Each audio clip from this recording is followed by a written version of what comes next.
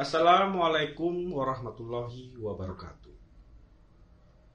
Kembali lagi dengan saya, Run to the Sky, Run Sky, yang akan menemani Sobat Misteri memasuki gerbang mimpi dengan perasaan horny. Dan untuk kisah yang akan saya bawakan kali ini, yaitu sebuah kisah berjudul Korban Ilmu Hitam. Karya karangan Noni Anggrian Agusti. Dan sebelum kita lanjutkan ke ceritanya, tekan dulu tombol like video ini dan jangan lupa tombol subscribe channel ini. Nyalakan juga lonceng notifikasinya agar Sobat Horny tidak ketinggalan cerita-cerita dari channel Langka Project ini. Dan seperti apa kisah kali ini? Langsung saja kita masuk ke ceritanya.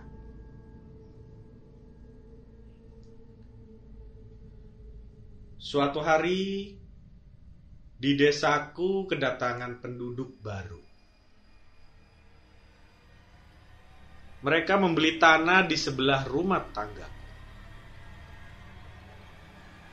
Mereka membangun sebuah rumah di tanah yang sudah mereka beli. Mereka berasal dari Pulau Kalimantan dan merantau ke Tanah Jawa. Mereka adalah sepasang suami istri. 1 bulan berlalu, mereka dikaruniai seorang anak laki-laki.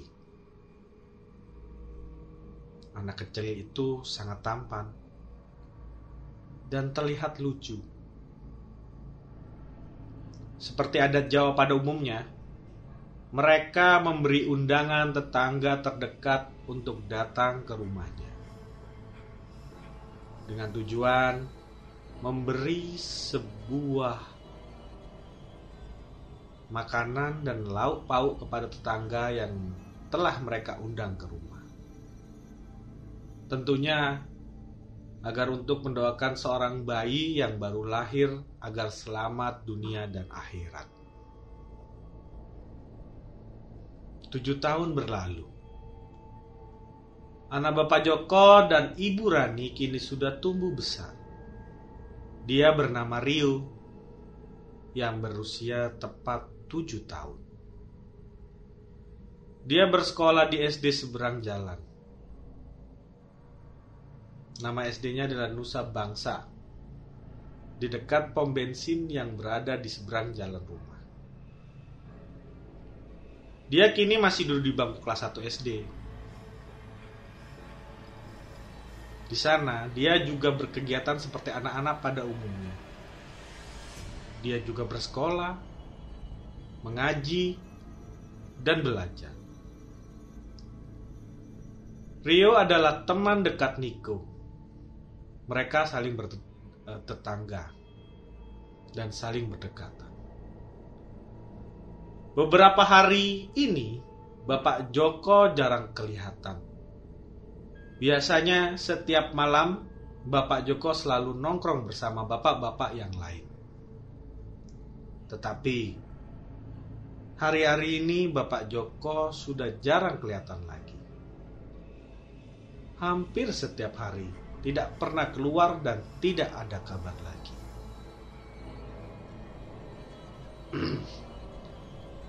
Bapak Joko kemana ya? Kok akhir-akhir ini jarang kelihatan? Tanya Bapak Wanto, teman dekat Bapak Joko.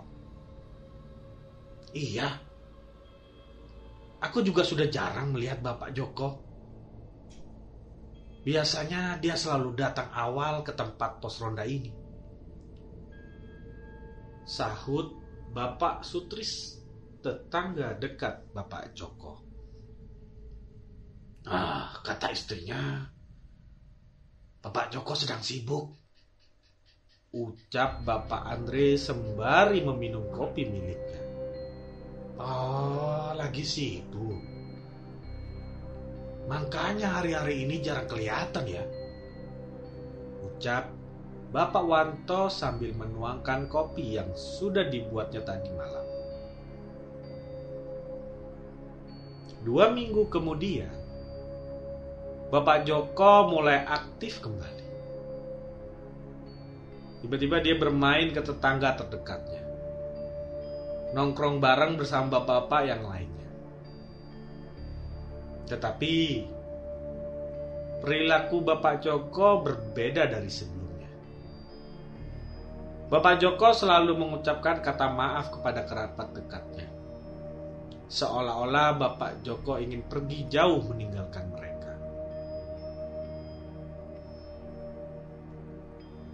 Hai brother, apa kabar hari ini? Ucap Bapak Joko sambil menuju pos ronda. Loh Joko, dari mana aja kok baru kelihatan? Sahut Bapak Wanto menghampiri Bapak Joko. Lagi sibuk banyak kerjaan nih, ucap Bapak Joko. Sibuk ngapain aja? Setiap hari juga nongkrong bareng, ucap Bapak Wanto sambil menawari Bapak Joko minuman kopi. Adalah kerjaan yang harus diurus, ucap Bapak Joko sembari meminum kopi yang diberikan oleh Bapak Wanto.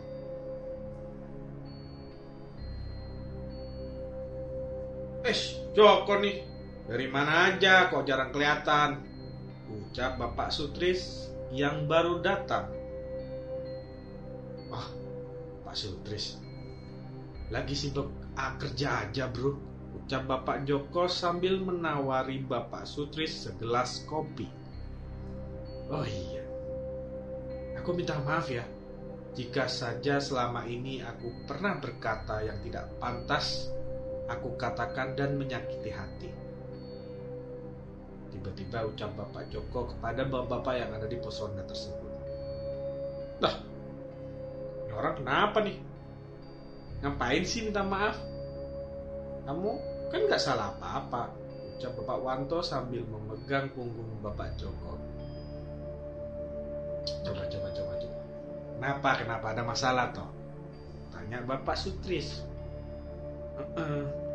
Gak apa-apa kok bro, ucap Bapak Joko sambil tergugup-gugup.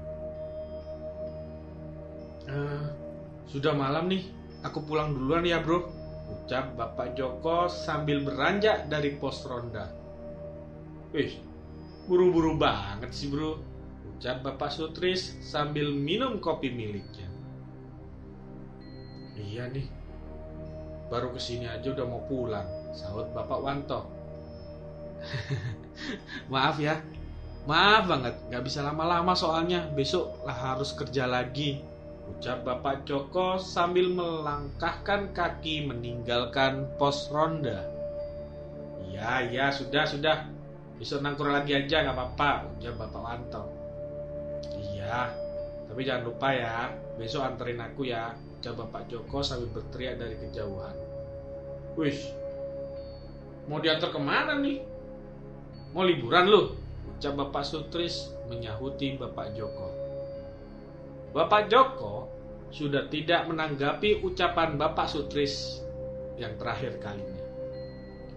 Dia sudah masuk dalam rumah. Bapak Sutris menjadi bingung dari perkataan Bapak Joko tadi. Kok aneh ya? Joko tadi kenapa ya? Tanya Bapak Sutris kepada Bapak Wanto kebingungan. Wah, gak tahu juga. Mungkin dia ngelindur kali ya, ucap Bapak Wanto yang masih berpikir baik-baik saja. Iya, mungkin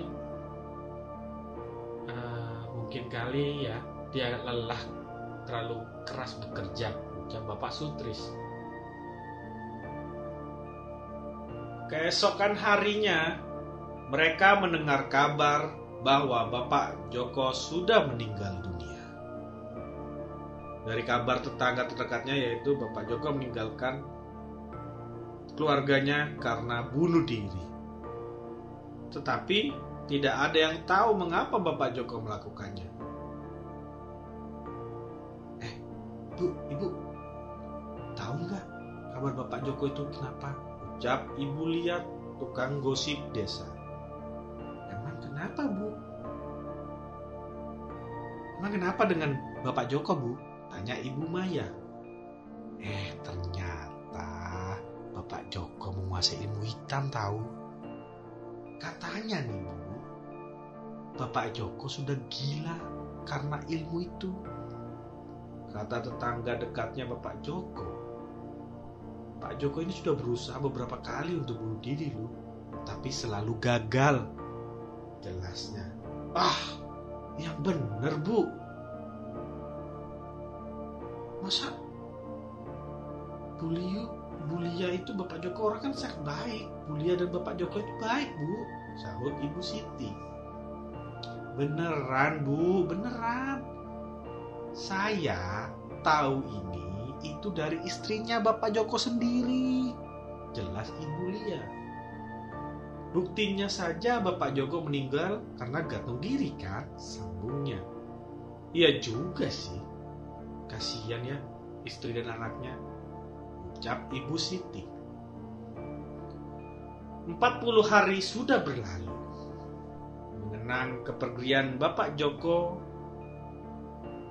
istri Bapak Joko mengadakan tahlilan 40 hari Bapak Joko. Rencananya, Ibu Rani dan anaknya ingin kembali ke daerah asalnya setelah 40 harian Bapak Joko. Karena Ibu Rani di sini tidak memiliki saudara sama sekali. Akhirnya, mereka pergi meninggalkan rumahnya. Rumah tersebut dijual, namun sudah bertahun-tahun tidak ada yang membeli rumah tersebut. Pada akhirnya rumah tersebut sunyi dan tidak berpenghuni. Bapak Sutris selaku teman dekat Bapak Joko mengaku bahwa masih ada seseorang yang tinggal dalam rumah tersebut. Padahal dalam rumah tersebut jelas-jelas tidak ada satu orang pun yang tinggal di rumah itu. Kemarin saya lihat ada orang duduk di teras depan di rumah Bapak Joko, ucap Bapak Sutris bercerita kepada Bapak Wanto. Dia seperti laki-laki, tetapi wajahnya mirip seperti Bapak Joko, sambungnya. Masa sih? Jawab Bapak Wanto. Beneran, wajahnya itu mirip sekali dengan Bapak Joko. Apa itu arwah gentayangan Bapak Joko ya? Ucap Bapak Sutris. Lu kali. Bapak Wanto tidak percaya. Apa iya? Tapi terlihat jelas kok. Jelas Bapak Sutris. Sudah.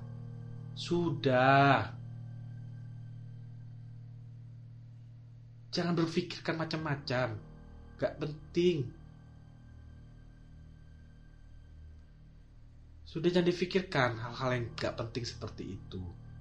Doakan saja Bapak Joko biar bisa tenang di dalam sana dan diterima semua amal ibadahnya, ucap Bapak Wanto.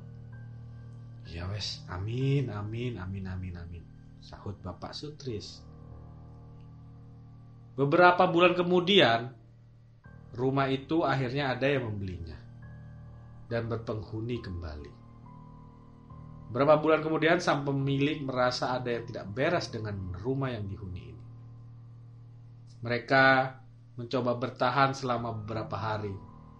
Namun mereka benar-benar sudah tidak sanggup dengan teror orang gantung diri dalam rumahnya. Kemudian mereka memanggil orang pintar untuk melihat siapa sosok di balik teror tersebut. Setelah ditelusuri seluruh lorong rumah, ternyata rumah tersebut adalah rumah yang dibuat untuk orang bunuh diri. Kemudian orang yang tinggal di rumah tersebut meninggalkan rumah itu setelah mengetahui hal tersebut. Pada akhirnya, rumah itu tidak berpenghuni selama bertahun-tahun.